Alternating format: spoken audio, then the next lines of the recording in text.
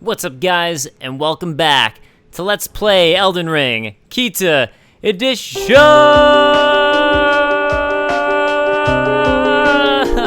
Alright, back at the Lake of Rot. Something I didn't think about that you guys commented that makes a lot of sense is the Lake of Rot that I'm under is right under Liurnia in this lake, or... yeah, that's going underwater, and it makes sense a lot with the stagnation because that's something that we've seen. You know what I never realized? I don't think I've ever gone into this area. I wonder if there's any way to. Anyways, stagnation and all that is where rot comes from, and that's actually been a common thing through Miyazaki's games in general, which is what's really interesting about it to me personally. Like Demon Souls was the same thing. When you look at the Valley of Defilement, that's a stagnation and rot because of, that's like where everything's sort of piled up, and that's where it's just sort of the water's sitting, which also makes sense in this, that's real life, right? We were in the Grand Cloister, but yeah, in real life, you get the same sort of thing happening. So yeah, I just wanted to point that out, and I don't know why I hadn't thought of it, so thank you guys. From Alex Nelson, the Lake of Rot is a very interesting area from a lore perspective. The Blue Flowing Swordsman, aka Millennia's master, basically soloed an outer god and sealed it away, which we're about to get to here. Millennia was likely afflicted by the same outer god after its physical form was sealed away, likely also not a coincidence that the swordsman became her master. The area also builds on a prevailing theme throughout the game, contrasting flowing water, putrefaction and progress, versus stagnation and corruption and stagnation. Oh, this might have been the exact comment that I realized that from. All right, Golden Rune 10. I don't personally know if this would have been where she got rot, specifically because I guess to my mind with Millennia, I think of it as being she was born this way, and I think there's some other things that comment on that or like mention that is a way she was born, but also because it goes with the idea where Mikola as well has an issue and a problem, and I think it's really thematically to me the idea of this almost corruption of Marika sleeping with Radigan and having a kid together when they're one and the same, which you guys also had some comments about, which actually now that I think about it, Marika being the same person actually sort of makes sense when you look at the Crucible, you know?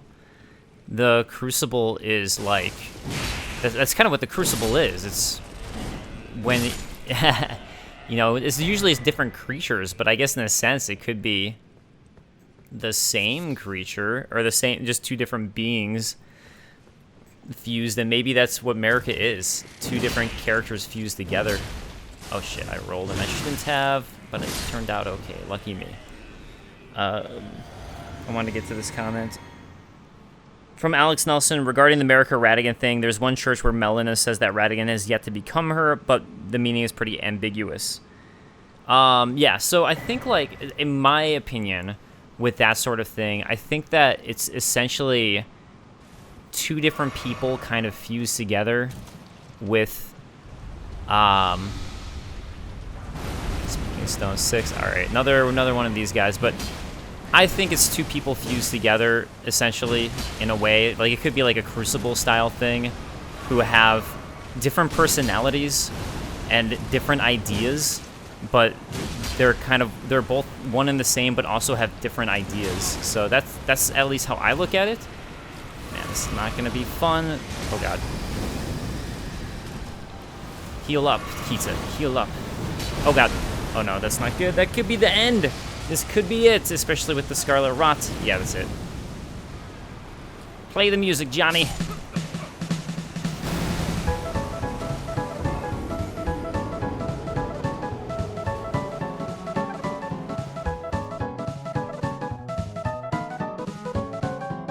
Okay, Grand Cloister. The Grand Cloister. Something I have done to try to not fight this tree root guy whose name I'm forgetting inside of this rot. I've tried to like basically get him to fight me outside of it, but honestly, oh yeah, I need to, wow, Not a single hit on him so far. This is good. That's what I like to see, you know? 0 hits. Oh, okay, and get out of there, Kita. Get out. Actually, I need to heal real fast. But yeah, so I've tried to draw him out, but the area is so, like, has so many little pits to it, and there's so much that he can do that I decided it's just not worth it to fight him on that area that you can draw him out at. So, I know it's not the smartest thing necessarily to be fighting him right in the rot where no matter what I'm infected, but it's kind of like, you know what? Whatever. I'll deal with it. I'll deal with it. It'll be okay. Petrified tree spirit. It's probably your name. Petrified is usually what they go with the rot-infested ones. Okay, come on, get that hit in. That should be it. Hey, all right, took him out. Honestly, this has been my fear this whole episode, is we're dealing with this guy, and it only took 2 tries. Golden seed for taking him out. And smithing stone 7. Oh, hey, how about that? A smithing stone 7. Where am I at in smithing stone 7s? Wait, oh, that's somber. I need 4 more. Maybe I should just let myself die so I'm not getting infected by rot. And I can explore down here more. You know what? That's fine. I'll do some full exploration and then I can just do like a quick run through. Oh, hey, I accidentally did a gesture. As you do. Stop it, Kita. What? Stop. Stop it. Not good. All right. From Pega105, the Silver Tears, remind me of the failings from Demon Souls. Oh, yeah, they do look similar in the rod. I don't know if that's really a callback there. It could just be a coincidental thing, but then again, them tossing spears, that almost does seem callbacky, you know? That specifically, the spear thing, it's so Phalanx-like. So, yeah, it is a lot like it, so it's fun. Maybe it was a callback. Maybe I'm wrong. At least giving them spears to use. Alright, so fun thing here is we have these rot beings worshipping whatever's at this altar. And again, it's one of those statues that I need to figure out that I had a theory about, and I got the theory. So that's cool. Wait a second. I thought I had it set up where I got bonus health whenever... Maybe I unequipped it. My bonus health thing. Maybe...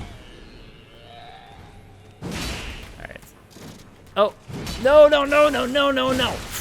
Whoa! Whoa! I can't believe I just survived that. That's ridiculous. That really shouldn't have happened, but I'll take it. Pestglaive. Getting a lot of Pestglaives. Oh, yeah, that's right. That's what these guys are called, pests. So anyways, I'm assuming that they're really worshipping what we're about to get to. That's my guess. But it's interesting that this is the shrine they're worshipping. I don't quite remember what's inside the shrine specifically, but oh god, that did not work out. I did not know that was going to be such a big windup. Hey! Okay, you want to do that? It's not going to work out for you. Just ain't going to work out. He's about to shoot stuff at me. Oh boy.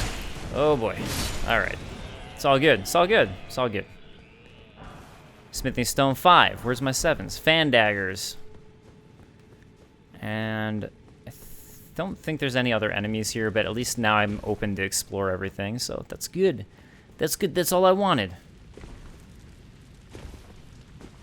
Okay. Oh, yeah, as a heads up, I probably won't be posting another episode for a few days after this one, just because I'm going to be out of town for the weekend. But, hey, that's all right. Okay, so let's see what they're worshipping. Looks like a collection of rot, and I think I forgot to look at Mushroom Head last time, actually. So let me look at that, because it's kind of relevant here anyways. The Mushroom Head. Mushroom Body. Oh, I'm in the wrong spot, that's why. I don't remember if I got a crown or head. For head, these overground mushrooms have colonized the head. Mushrooms found growing all over the body. To those enraptured by the scarlet rot, they are holy vestments that root one to the earth. So they do deal with scarlet rot, which is why we see them everywhere here.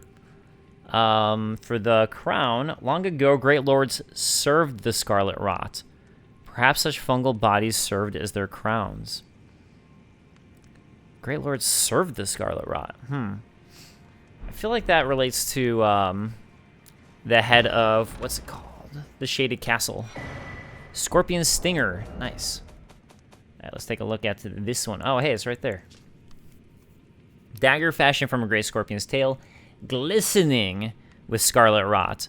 A ceremonial tool used by heretics, crafted from the relic of a sealed outer god. Which we're about to find out a whole lot more about. All right, let me just double check that there's nothing else I missed. I'm going to warp, do a level up, and do a quick run to the next spot while I have healing items and all that. And not that I need the level up that bad, it's just so I don't have to worry about losing anything. Losing myself to the music, as Eminem would say. Another coffin, we have dealt with those before. But yeah, I'll rest in it later. Wow, they really give you the rest in coffin, like from far away, to make sure you try it. They don't want you to miss that thing. Let's go back to the Grand Cloister. Elizabeth Cassidy saying, oh, maybe Ranni said you betrayed her because you refused to part ways with Ranni. Ranni commanded you to leave, and yet you followed her. And from Jeremy, or maybe she has a little bit of her manipulative mother's tendencies to guilt the right person into the right job at the right time. I just don't know if I buy that being the reason. Just because, like, I don't think she was necessarily against you going there initially. I don't know. That just seems like something just feels off about it to me. I don't know. All right, I'll see you guys in a moment.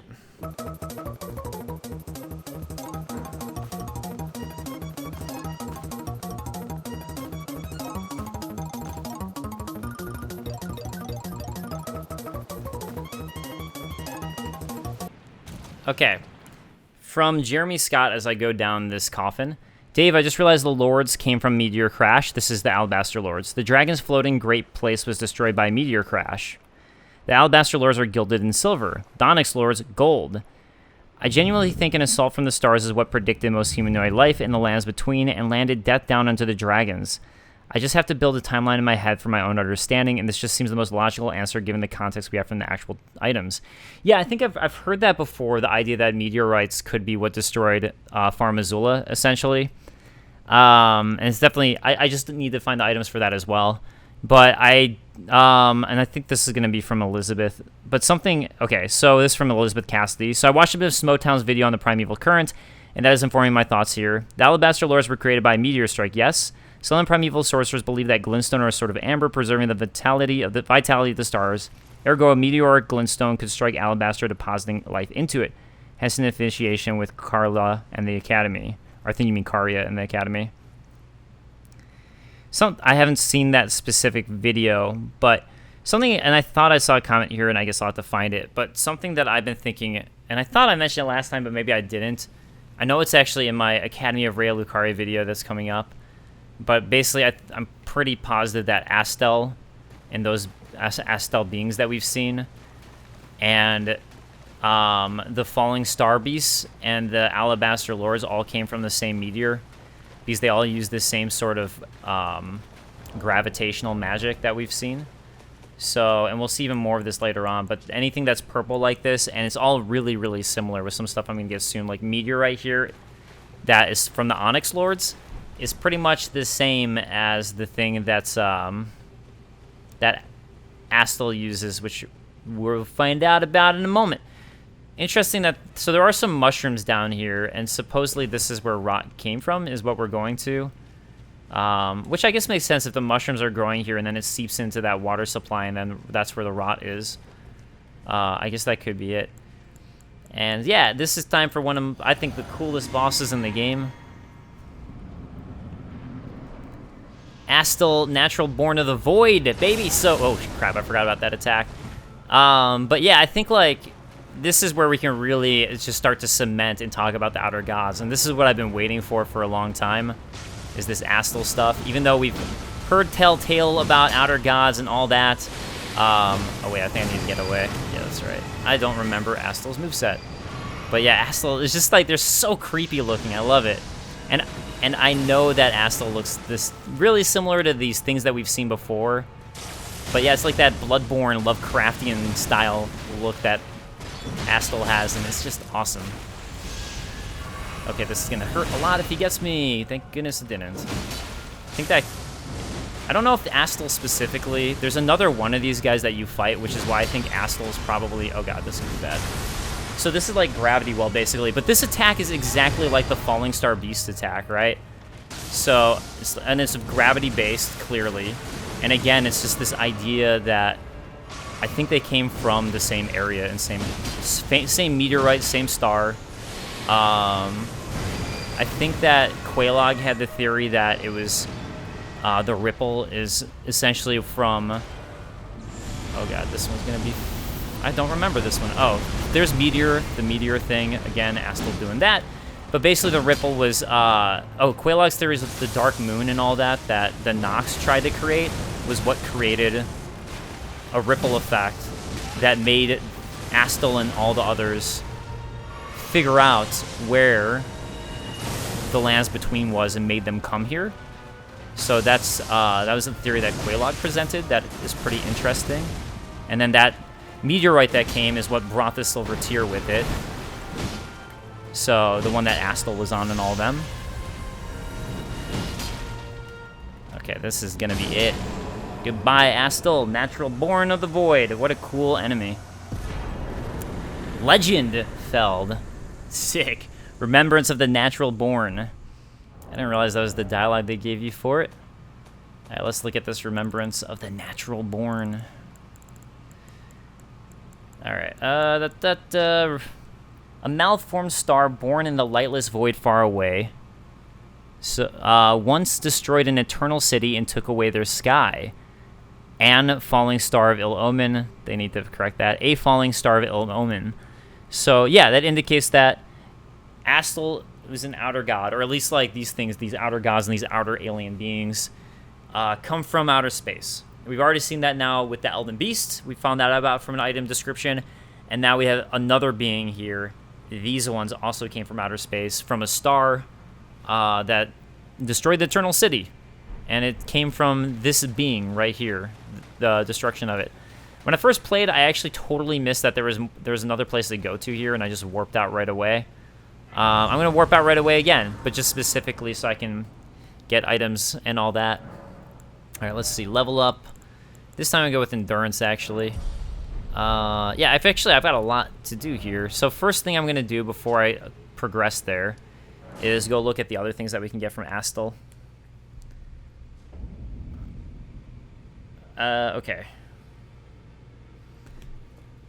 So this was an interesting comment from Ridzuan One Style. Just give you my 2 cents. Maybe Gawain has those scales because Fortissax entered his body and they kind of fused. I thought that's a really good idea. I don't know why he'd get the fishtail though, but that could make sense. It's almost like a crucible thing again. This fusing of bodies. Okay, so let's see what Astel gives us. Bastard Stars. Oh no, I'm about to get ad restricted. Flail which deals magic damage, having been imbued with power by the remembrance of Astel. Formed of the same many-colored star debris that comprise the form of the natural born of the void. Okay. Ash of War, Waves of Darkness. I forgot you got an Ash of War from some of these things. Waves of Darkness. Plunge armament into the ground to release 3 waves of darkness. Follow up with a strong attack to swing the armament up in a sweeping strike. Doesn't really tell you that much. That's the thing. The Ash of War is like never tell you much. I want more. Although it is gravity-based, again. So I guess there's that. Okay, one more thing I want to see about... Did I level up already? I meant to give myself Endurance, and I totally blanked out. I'm sure I did. Yeah. I'm crazy. I just did it so fast I wasn't thinking. Okay, before we go on, first thing I'm going to do is go to Ranni's Rise to progress some stuff here. Find out some things that are going on. Oh, something else that I was thinking about, too, that I've been pondering, because I finished writing my Radahn lore video. I'm actually in the middle of editing it right now, is that Radahn is the one who held back the stars, and he learned gravity magic, used it to hold back the stars. I'm part of her very being. I could never betray her, no matter what might happen. Ranni, she needs me. Unfortunately, we don't have a choice here with Blythe. we have to fight him, which really sucks because Blythe is my boy. Also, I always thought it was pronounced Blythe with 2 V's, but then someone commented that Celtically it's actually something else. But you don't pronounce it Blythe with the 2 D's. There is a different way you're supposed to pronounce it. Damn it, I missed my critical. Oh, well, whatever. Goodbye, Blythe. We didn't get to see his really cool L2 attack, but we get the Royal Greatsword and Blythe's armor, and this is exactly what I've been waiting for and why I've been leveling up my intelligence. Oh, from Haitani. Also, is it just me or does it sound like Blythe is also pronounced as Blythe, which is what I was saying.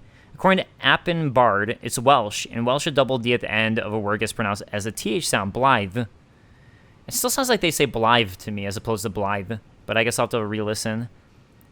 About the Baleful Shadow, I saw several theories about the guy so far. At first I thought I got invaded by Blythe, but maybe that's just somebody disguising as him and other assassins of the Greater Will. On the walls of Celephus' tower, there also lies a wolf mask that almost looks like Blythe's head.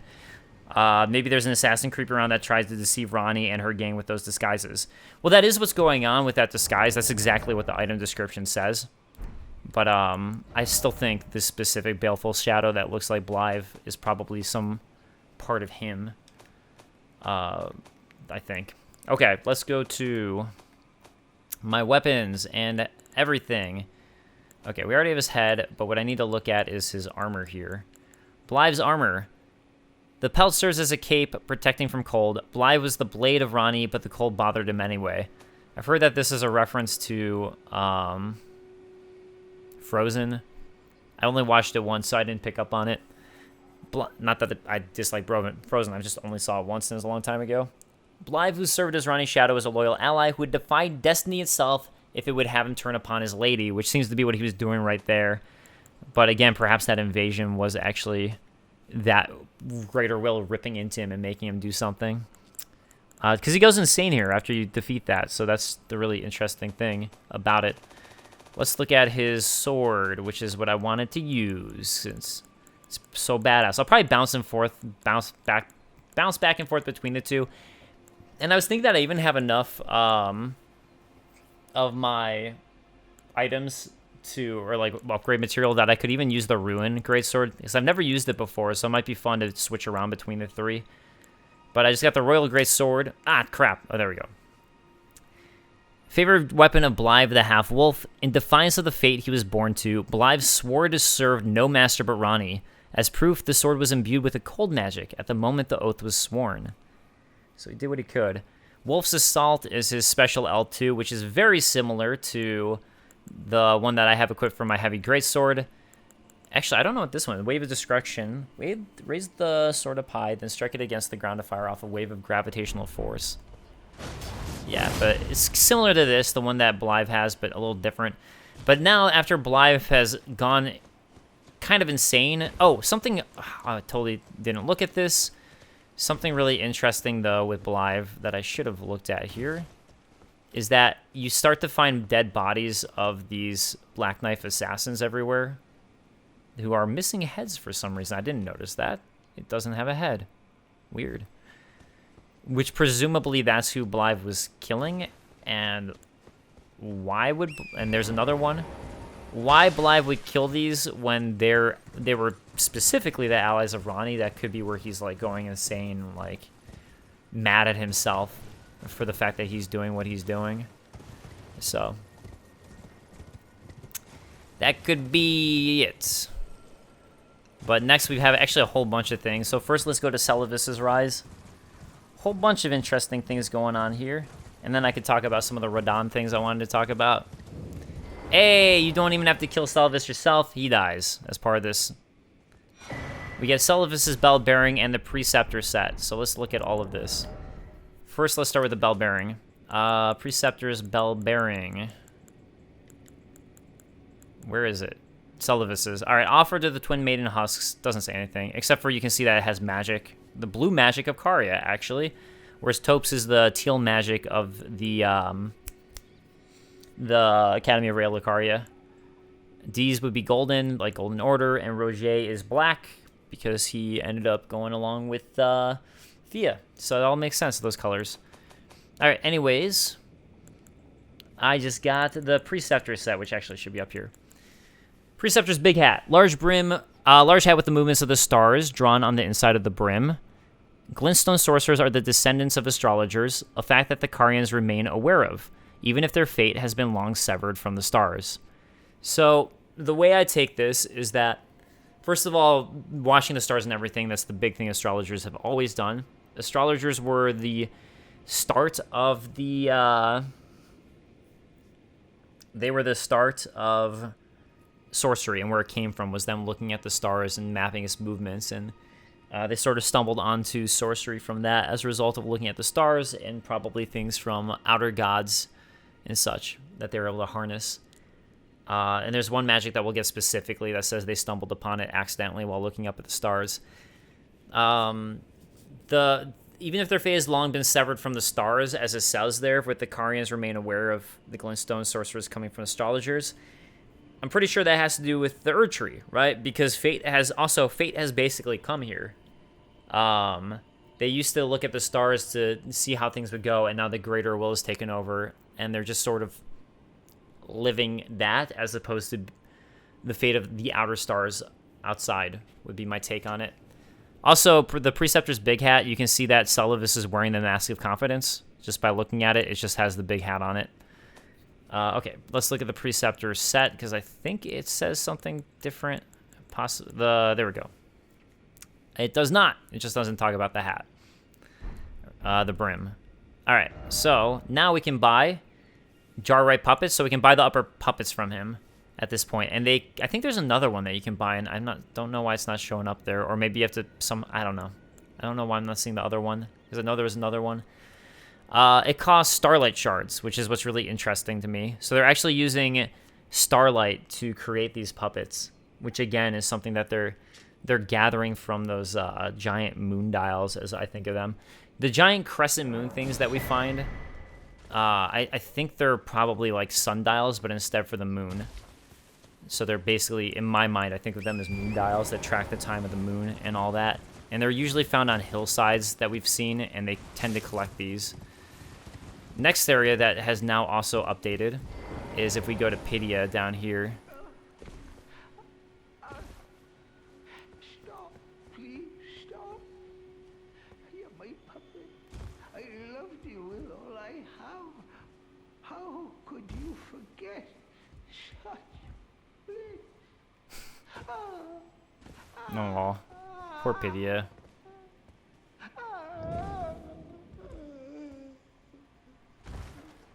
So, here we see a couple cuckoo puppets that Pidia had kept stored up here as he talked about in the past. But perhaps because Celavis could have been the one who is like controlling them somehow. Maybe because Celavis died, maybe that's why. Maybe that's why they turned on Pidia. I'm honestly not sure, but that would be my guess because it aligns with when Celavis has died. Pidia's bell bearing, and Dolores the sleeping arrow puppet. So, hey, we got Dolores this way. Oh, okay, that's cool. Dolores has some interesting stuff with her. Spirit of a handsome archer who dressed in the style of a man, called the Silent Hunter by some, she fires St. Trina's arrows from her short bow. Dolores, and this is one of Celavis's favorite puppets, whereas all the other ones were just puppets of his. Dolores once belonged to the Round Table Hold, where she was both a critic and a friend of Gideon the All-Knowing.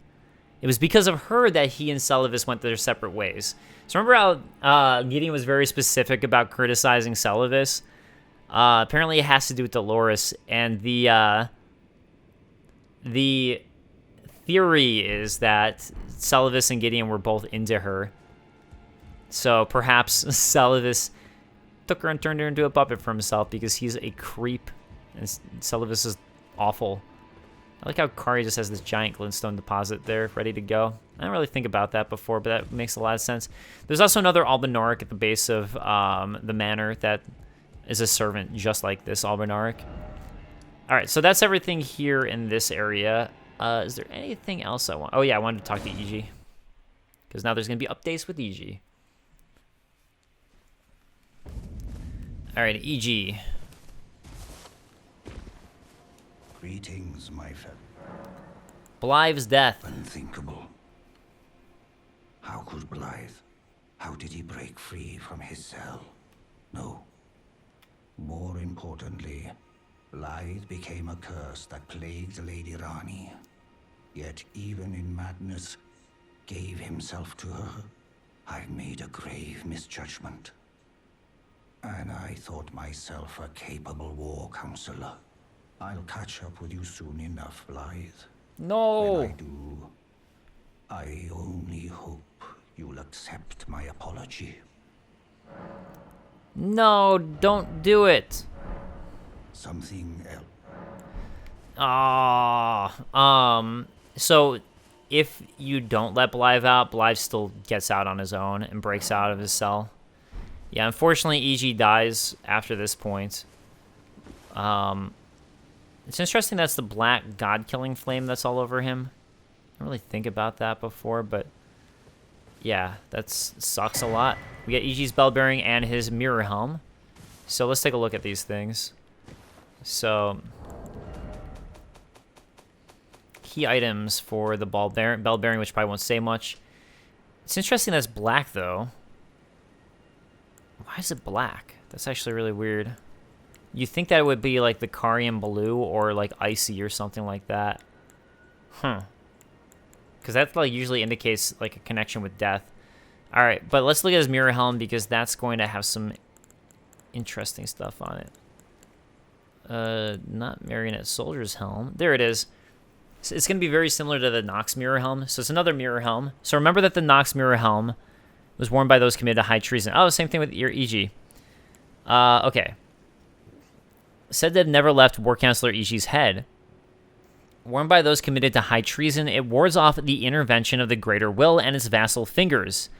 EG was afraid, terrified of his own treachery. So he's serving Ranni, at least that's what this sounds like, despite the fact that he was terrified that he was doing it, even though he was doing this thing for her. And yeah, so it seems like mirror helms came originally from Nox, though, which is interesting.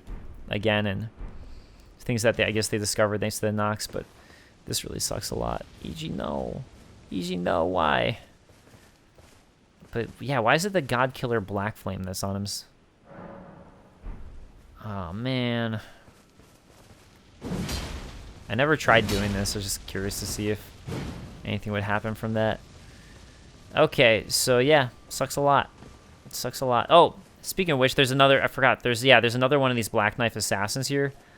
So, was EG killing another Black Knife Assassin? And they're all surrounding him. Or did the Black Knife Assassins turn on EG and Blythe? Because that's the other possibility, is the Black Knife Assassins turned on them. So, it could be that. Wait, did I ever talk to this ghost? Also, I have to go back to another area because you guys pointed out to me that there's something that I missed. I want to see what this ghost says, because I don't remember what he talks about. Ah, EG, forgive me. These royal grounds were placed in our trust, but we stood no chance. Okay. I guess that's just talking about when Karya came and destroyed them, killed them all.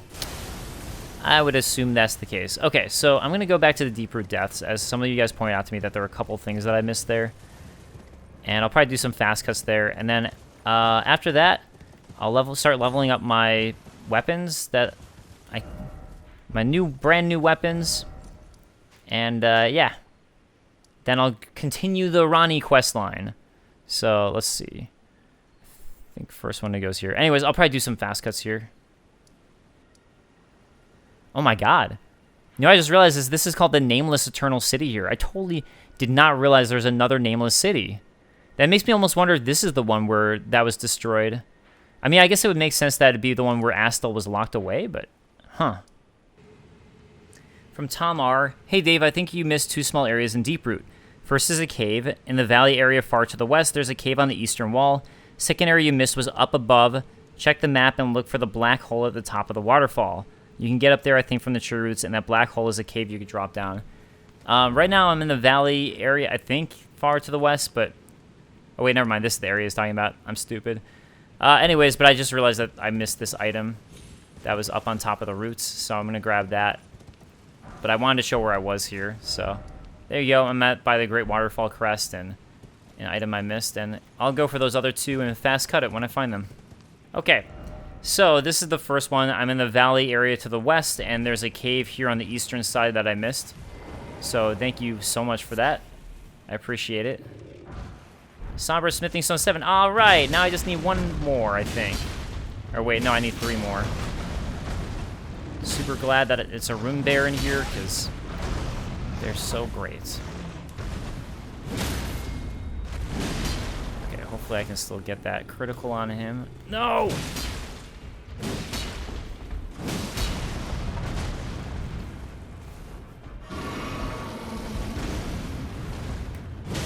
Alright, it's going okay so far, I guess. Hugging him seems to be the way to go. Oh god. I was like, maybe I spoke too soon. He dropped something. Okay, a hefty beast lump. Golden rune 8. Fan daggers and more fan daggers. Alright, what else is going to be here? Doesn't seem like there's much of anything else here. I wonder if there's some hidden walls. Let's do it. Let's do this thing. Hey! No. Alright. I'm gonna check to see if there's anything else I missed in this cave. I don't think so. Okay. Now look for the other one. Okay, the black hole at the top of the waterfall. I'm assuming that's this. So I'm gonna try to look for that one. So I guess I start across the roots. You can get up there, I think, from the tree roots, and that black hole is a cave you can drop down. That's sick. Can't wait to try it. Oh. Is this the spot that I'm supposed to go to? That looks like it. I'm gonna try this. I don't know if I've ever been here before, so that's why I'm like... It's just a lot bigger than I was imagining. I thought there would just be a hole. I can't believe if... Ah! This is definitely the right cave, but I messed it up!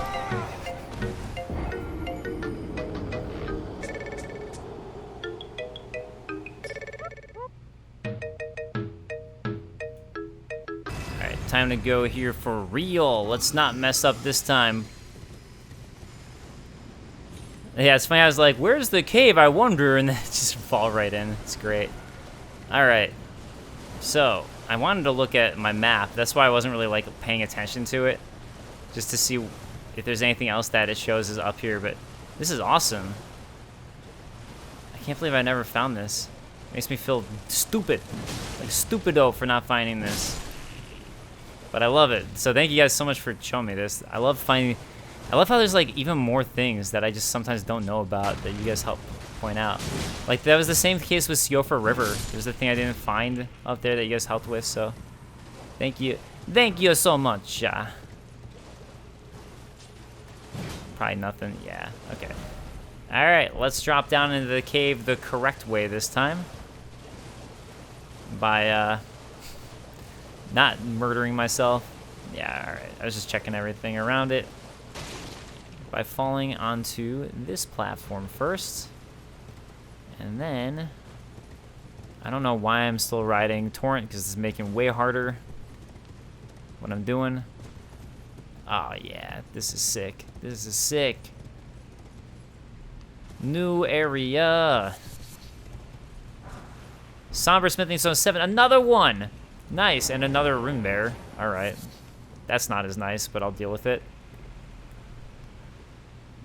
Now how many Somber Smithing Stone 7s do I have? Probably 4. I just need 2 more. Come on. Oh man, after dealing with the last one, to have to deal with another one. Ah! Ah! Oh. I wasn't sure what he was gonna do. Wait a second. Crap. What was that? Somehow that worked as a dodge, me getting off Torrent. That was kind of funny. Is that really all that's in here? It's just going to be a rune bear and a Smithing Stone 7? I mean, that feels like I missed something. Like, I feel like that can't be it. I mean, it's still a cool area. I liked finding it, but... Yeah, it just feels like I'm missing something. Oh, damn. Man, that does not last very long. Get out of here. They like dropping stuff, so I guess that's nice. At least Prince of Death's cyst. Oh, snap. Oh, crap. Good thing I killed that thing. Okay, let's look at Prince of Death's cyst. I think it's one of these. Actually, I was wondering how to get this. Now I know. This one raises vitality. This one greatly raises vitality. It is said... Okay, the first one is said that this is what I got back at Godric's Castle in Stormvale. It is said that this pustule came from the visage of the Prince of Death, he who used to be called Godwyn. A first dead of the demigods is said he buried deep under the capital at the Erdtree's roots. Okay. It is said that this cyst came from the corrupted visage of one unable to die a true death. Indeed, it comes from the Prince of Death, scion of the Golden Bough of first of the dead among demigods. Oh, look, you can actually see his face. I didn't realize before that this was kind of his face. That one you can actually see on the top left. There's the face, bottom face. Oh, damn. That's sick. All right, good stuff. Something else that I realized I missed, too, is I don't think I ever got the treasure chest at the Church of Vows. So I'm going to go run and grab that. Because I kept on thinking, like, why can't I alter stuff? That's weird. I should be able to alter, like, I figured I'd get the golden stuff later. Totally forgot that there's a treasure chest here. Oh, I did get it. Why isn't... Ah, well, whatever. Not a big deal. Not a big deal. Okay, let's go ahead and upgrade my sword as much as I can, and then continue on the Ranni questline. So, level up. Oh, wait. Oh, you know what I wanted to do is alter garments, too. So, I was told to check out altering some stuff. From Alex Nelson, can't recall, did you go back to Azure Lucet to get their sets if you sided with Selin? I did. If not, definitely check those out, and then check out Alberich's modified headpiece as compared to Azure Lucet's. You can't modify Azure's headpiece, and it looks like I don't have Alberich's headpiece here. Alberich was, but here's his set. Alberich was an aloof yet disturbed heretical sorcerer, said to have been driven mad by jeering tongues during his service to the Round Table hold long ago. Looks like it has some of those red glintstone things on it that are kind of reminiscent of them. And wait, I thought I did get Azur's set. Why am I not seeing it here? What the? Did I really not go back and get it? Now I'm confused. Hold on a second. Hold on a second. I did. What? I should be able to change those up. Don't I have the golden needle, gold crafting kit? Yeah, I have the golden tailoring tools. I don't understand why I can't craft it, alter garments, or alter it. That's so weird, dude. Something's just...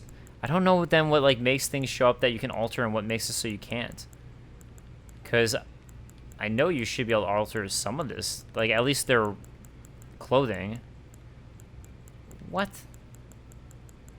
This is really weirding me out right now.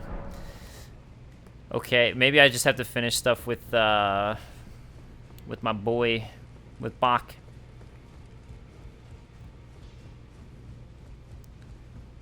Well, I took youth no man to lay out your arms.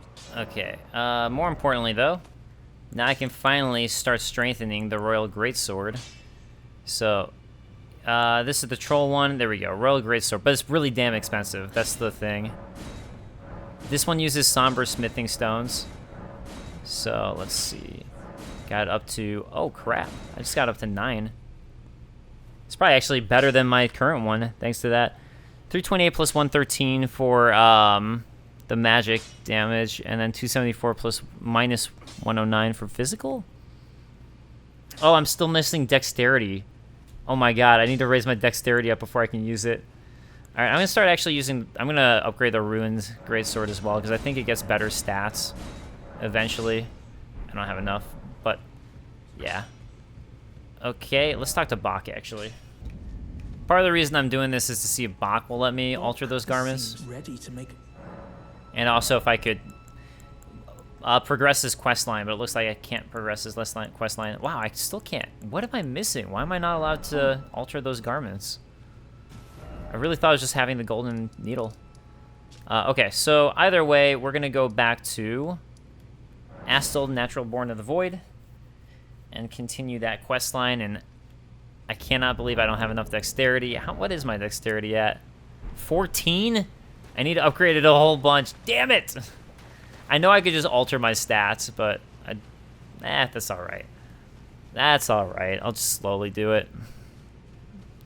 I didn't remember what the exact requirements were, so that's why I missed it.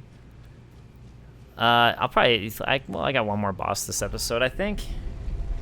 But this is an important thing that was driving me crazy the entire game, so to finally, like, go up here and be like, see what's up here was an amazing feeling. Oh, also, I'm gonna wear Belive set, I think, for a moment. Yeah, let's do that. I like it on him. I actually don't love it on the character. I feel like Belive is bigger, so it suits him better, whereas I don't think it does for the character. Anyways, Moonlight Altar. Hey, and look at this. Look where we are. We're finally at the top of this area. Finally. This was definitely something that was driving me crazy. I've heard that there are 2 moons.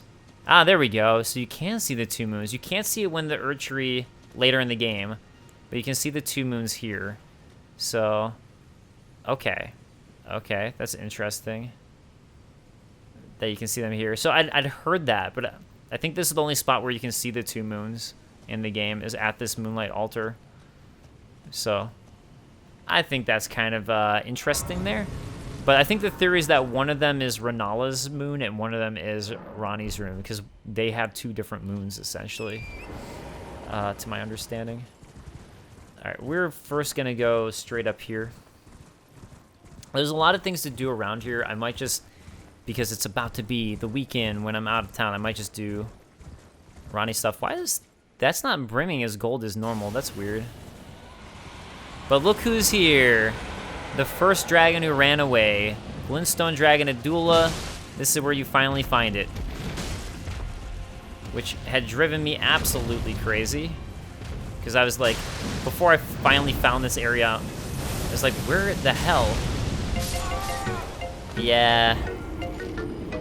Yeah.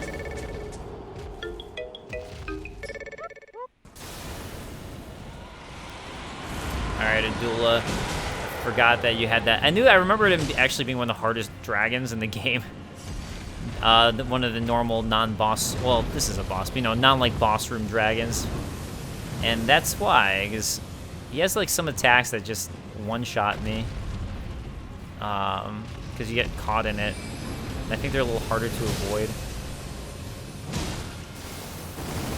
Oh god, oh, that was the other one. I forgot about that one too. Okay. Oh wow, I'm fat rolling in this. Alright, well I'm gonna have to take it off. I'm gonna have to take it all off. Ooh. Yeah, I don't want to be fat rolling around. That's fine then, it gives me an excuse because I'm not super fond of lives. Wait, you know what? I'm just gonna put on a sweet different hat. I don't need this helmet. Who needs it? I was just wearing it to change things up before anyways. But yeah, I want to upgrade my endurance. I'm not super fond of where my endurance is at right now, honestly. Ow, jeez. I didn't know that pound was going to get me so bad. Okay, this could be an instant kill, as I now know. Okay. And that's going to be the homing one, I think, that probably shoots back at me. Yeah. Fortunately, I couldn't... I knew it was going to do that, but I was hoping I could get away from that. Okay. At least, like, riding on Torrent, it seems like this isn't affecting me too much. Oh, God. Oh, God. Come on. Come on. Actually trying to kill Torrent there more than me. Oh, this one's a normal flame breath, not the magic one. No, after becoming a master of dragons, Adula ruined it for me. You ruined it. I was a master before you. How dare you? Just running away from this. It's too scary. Too scary. Oh, I hate when they like fly on things that you can't do anything about. Oh god. Oh god. Okay. Well, that time it actually weirdly worked out for me. Oh, great. Let me get one more attacky in there before I play it safe. You know, I've been going pretty relentless on him. I'm surprised. Oh, God. Oh, God. I'm honestly surprised that I haven't made him drop down once, but I guess not relentless enough. Come on, do your ice breath. No? Okay, fine. I guess I can deal with that. Wait, finally. All right, that's a good way to end him. Oh, no. Let me, I got stuck. Great enemy felled. Hey, that's enough to get some dexterity. Dragonheart and Adula's Moonblade. All right, where is Adula's Moonblade? Should be a sorcery, I would think. There it is. Sorcery of Adula the Glintstone Dragon conjures a cold magic greatsword. Very Ranni-esque. Adula, a devourer of sorcerers, was bested by Ranni and subsequently swore a knightly oath to her Dark Moon, which I'm guessing was that one to the right. As that one's pretty bright, I'm guessing the Dark Moon is the one to the right. And, oh yeah, that's right. I was going to switch out this to that. Let's see if it... Am I still fatty fat rolling? I am. Actually, don't even know how much... Oh, it's the same weight. All right, that's not going to help. Okay, what about now? No, I thought I got rid of it. Hold on. All right, sure. We'll go no helmet for a moment. Starlight shards all over this place that we are now in. The cathedral. The cathedral. The cathedral. When's it gonna say the name of what I'm in? I guess I already got it. Of Manus Chalice.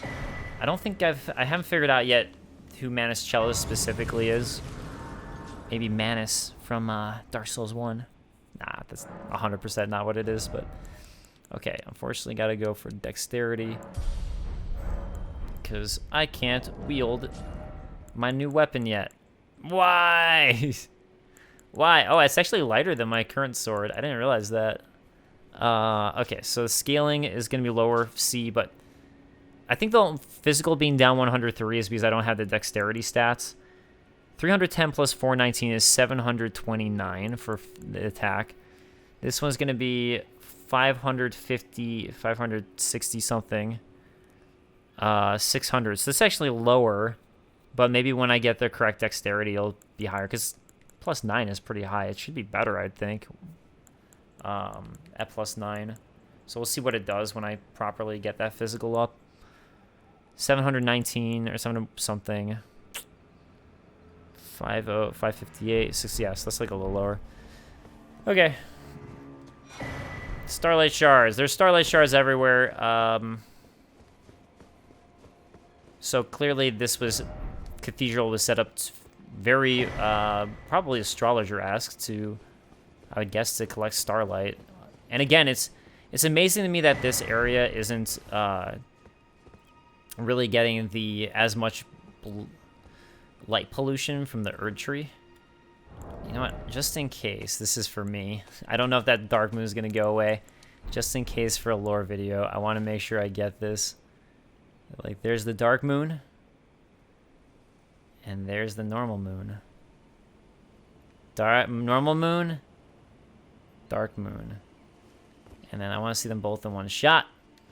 Let's get this. Hey, look at that. Both of them in one shot.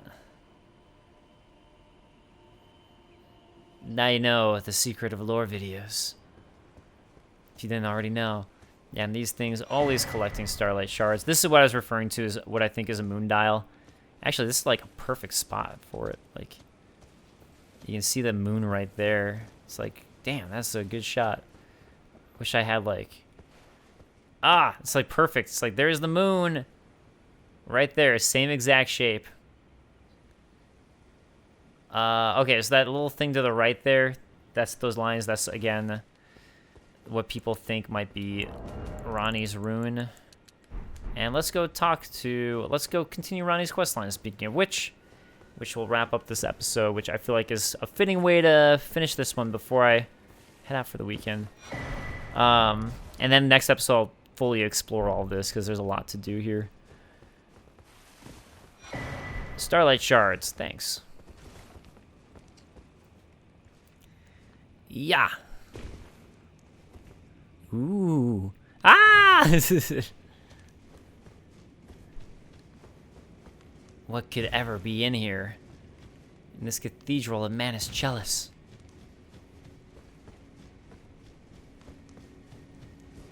Why? Oh, creepy. Very creepy. This could be, I never thought about it until now. Now I'm finally realizing this is probably Ranni's 2 fingers that she severed and killed. And she might have just done this just now that I think about it, with that blade that I gave her. So, yeah, that is a murdered 2 fingers. Why did I not realize that before when I first looked at it? I haven't re-looked at it again. Is this the doll too? Yeah, this is still the doll. I was wondering if maybe that this was the actual for a moment. Like, oh, what if this is the actual being? But this is where her doll went to. So, looks like it basically got murdered in the process too. Like, it's missing the cloak, it's missing all of its stuff, but you can really see its doll form now. And yeah, so we're gonna have to put on the Darkmoon Ring for her. I'm not sure why this is what brings her to life. Again, a lot of stuff that I have to figure out, but yeah, this is probably what she went and did with that blade that you gave her. I don't know why the 2 fingers would have been all the way over here, though. Unless she sealed it away somehow. But or she did it before, but I'm guessing she just did this.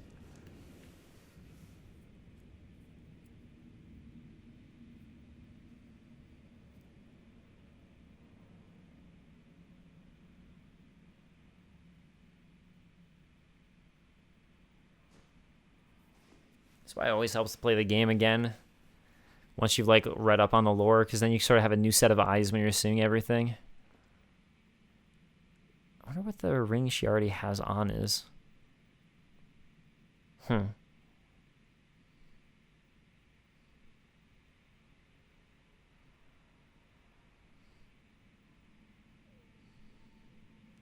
be honest, she looks a little creepy right there like that. You are my Empyrean. I will be your lord. Wearing your other Blythe's outfit.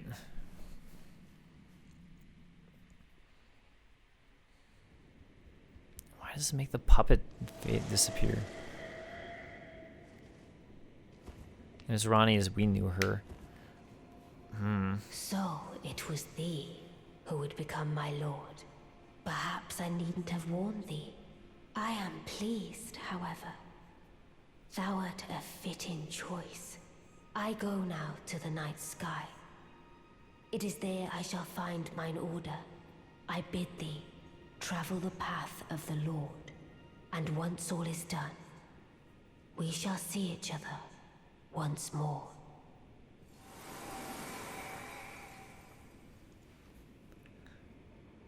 All right. And we get the Darkmoon Greatsword. One of the... wow, I actually don't have enough intelligence for that one. What is my intelligence at? Where is it? I have 26. So actually, what do you need for this one? 22. Oh, so I actually went a little over, but the Darkmoon Greatsword is finally the Moonlight Greatsword. So this is Elden Ring's Moonlight Greatsword, essentially. I can't do the L2 because I don't have the stats for it, but yeah, looks sick. And let's take a look at it. Actually, I should just go to equipment. I can look at it that way. A Moon Greatsword bestowed by a Carian queen upon her spouse to honor long-standing tradition, which would probably be like, Renala to Radagon, which we'll find one of later. One of the legendary armaments for this trophy. Ranni's sigil is a full moon, cold and leaden, and the sword is but a beam of its light. All right, let me re-equip my heavy greatsword. Actually, I wonder how... Okay, this is way lower right now. I didn't realize this also had magic damage, too. But, yeah, I'll have to keep on slowly leveling that up. Cathedral of Manus Chalice. I want to go back up here so I can take a look. Take a look, see if there's still 2 moons. I was curious if that might change after you do Ranni's questline, so that's why I wanted to do this here. Or, like, get that footage first. All right, so there's one. Oh, no, her moon's still there. I guess I could get that footage offline. All right, thank you guys so much for joining me. I appreciate it. Real quick, the things that I was talking about with Radagon, or Radahn, I mean, So Radahn, the question to me is, why is he facing the stars? I figure that's probably just because he's such a Chad. He just wanted to, and he loves war so much, he just wanted to be like, this is how powerful I am. I'm taking on the next big enemy, the stars. But the fact that he does set Ranni back and by halting the stars. So it's interesting in that regard. And also the fact that, in a way, it's almost something that the Golden Order might be pro, because, you know, if you stop the stars and more outer gods from coming to the lands between, these are potential rivals to the greater will that you're stopping from coming. So in a way, it could be like very pro greater will. But I feel like that isn't the reason that he did it. Also, Radahn doesn't... I've read a lot that theories that Radahn just disregarded his dad, Radagon. I don't think he disregarded him. I think he just loves Godfrey because Godfrey is like the best, known as like the best man of war ever, and Radahn idolizes him because Radahn wants to do war stuff. And Radagon lost the first war of Liurnia, essentially, because there's 2 Liurnian wars. And then the second one, he ended up marrying Rennala, which might have just been a political alliance, potentially, just so the Golden Order could take over more, as Radagon and Marika are the same. So, anyways, I don't think it was like to spite his dad, Radagon, per se. I think he just loves Godfrey because Godfrey is the best man of war, and Radahn loves war so much. But, yeah, there's a lot with him. There's a lot of interesting stuff. I mean, actually, there's not as much as Rennala. Rennala's crazy because it's all Academy of Real Lucaria stuff.